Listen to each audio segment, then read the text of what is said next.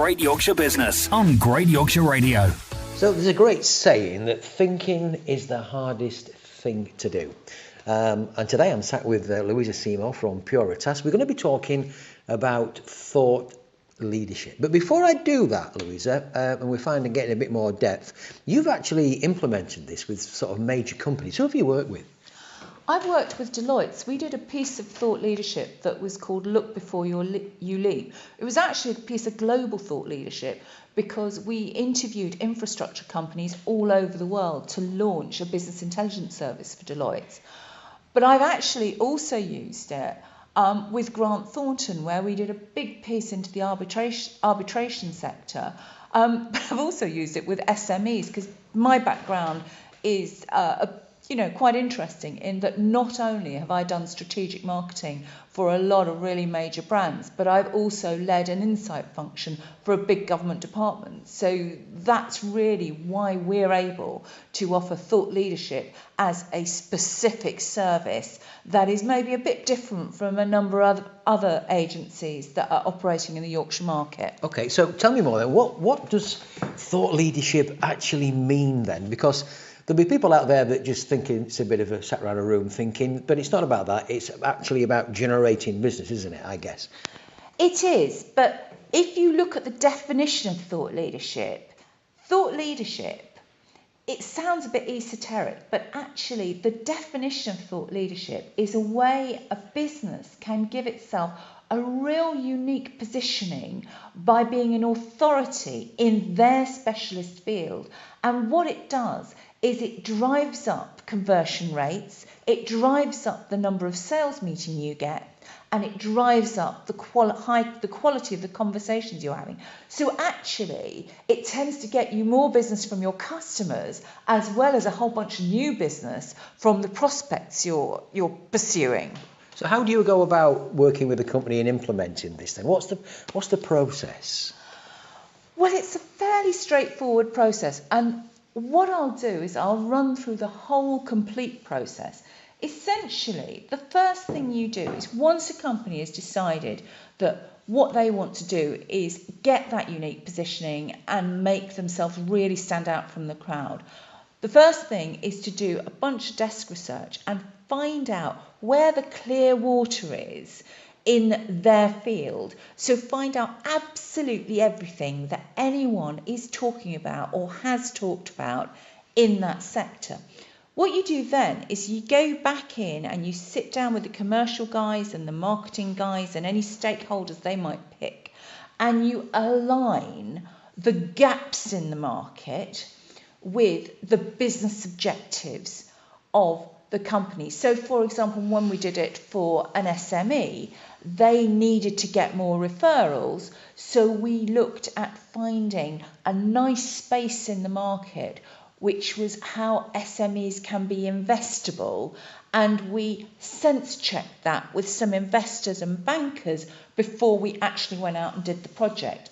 So once you've got to that stage, if it's a big company, you would then have a stakeholder website. And I've worked on projects where we've pulled in a few warm clients into that workshop so that we can just really rigorously sense test whether this is the way to go. And once you get to that phase, ideally, you would then develop a qualitative questionnaire and just check that your areas of inquiry are the ones that are really going to resonate with a typical customer. And once you get to that stage, you then run a quantitative study, ideally with over 1,000 people. There have been cases where people have done it with less. There was an example of a thought leadership piece produced by a company which was all about when women lead business, business does better, which is tapping into female entrepreneurs. They actually interviewed less than 500 people, but they did get 84 sales meetings with new prospects within 8 weeks of launch. How long does this take, Louisa? It can be as short or as long as you want it to be. So it could take 6 months, but if you're a small, fast, agile business that really wants to stand out from the competition, that can be truncated into about 12 weeks. But the really big thing about thought leadership is once you have the data, it then makes the sales team's job so much easier, because you can create a sales toolkit from it. You can create the most interesting content on social media that people are genuinely going to share and click on and get you lots and lots of views. And you can also have a whole PR toolkit. There is some data that demonstrates that thought leadership is actually 75% more likely to create a higher quality conversation. It's 74% more likely to improve awareness of a company's expertise on key issues. But the really interesting thing is that it's 64% more likely to generate qualified marketing leads, because that's the point about the sales toolkit, is that the problem that a sales team has is not so much picking up the phone or going to a networking meeting, it's getting that qualified lead so you push up the conversion rate, because actually there's only a finite pool of companies or individuals that you can sell to, and what you want is take those people on at a higher value service so that you have more profit when each individual client win.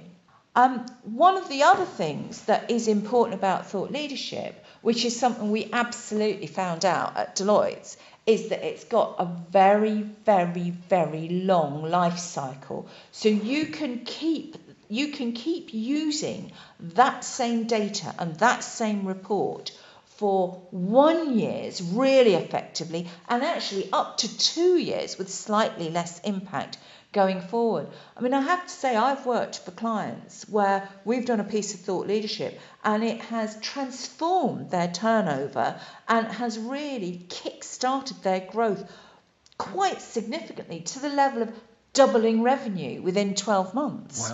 Wow. So, in terms of companies you'd like to work with, you talked about SMEs, but just tell me who you'd like to work with. I think it's something that would work. Obviously, it works very effectively for professional services firms, solicitors and accountants, or possibly some of the big tech companies around here. What it really does is it really makes you stand out from the crowd. I mean, actually, I was involved in the mining sector back when I worked in London, and I've done quite a few bits and pieces of thought leadership for maybe some of the smaller mining companies, the mid-tiers and the juniors, because it makes such a difference when you're trying to get investment as much as when you're trying to get new business. Okay, so there's benefits all the way around then. So it sounds like you've got the whole company engaged, you've got people involved, you've got the package for the sales team and everything. It just seems like a win-win all round this. Oh, totally. But I think that the issue is that a lot of people talk about thought leadership, and what they actually mean is they've done a bit of a trawl of the internet and they've pulled together current thinking. The reason that doing it well is so important is it doesn't work if it's somebody else's thought or 3 other people's thoughts. It has to be your own thoughts, and there's a few rules to it, because it's got to be authentic, it's got to be action orientated, it needs to be fundable, and it needs to be collaborative. It's not the sort of thing that you go out and say, do this. It needs to be done in a very collegiate way, but it needs to be forward thinking. It's absolutely critical that it's evidence-led, but it's got to be opinionated. You've got to be sticking your neck out over the parapet, because otherwise you're not going to engage people. I think it's quite interesting because I set up thought leadership at Deloitte, and we did some quite interesting stuff back in the day. But I think that nowadays it's even more important that people should start be thinking about this, because you've got an incredibly crowded digital marketplace. that is full of lots and lots of content, and there are some great content strategists out there, and there are some people producing some really exciting content. So when you start thinking about what are you going to say about yourself and how are you going to get a share of that voice, it's absolutely critical that what you say is unique, and that's the most difficult thing to do. Right, okay. So Louise, if people want to get in touch with you and really do some thought leadership work with you and have some fun with it as well, actually, because I could imagine it being great fun, how can they get in touch with you? Okay, you can contact me on my website, which is www.puretas.co.uk, or you can give me a call on my mobile, which is 07486 308 221. We have a slightly American model, unsurprisingly, as I've come from London and I've always worked on global campaigns. So you can ring me directly, and we have that number on my website. Okay, well, look, food for thought leadership. If you'd like to find out more and you'd like to have a chat to Louisa, you know where to go. A big thank you for joining us today. Great Yorkshire Business on Great Yorkshire Radio.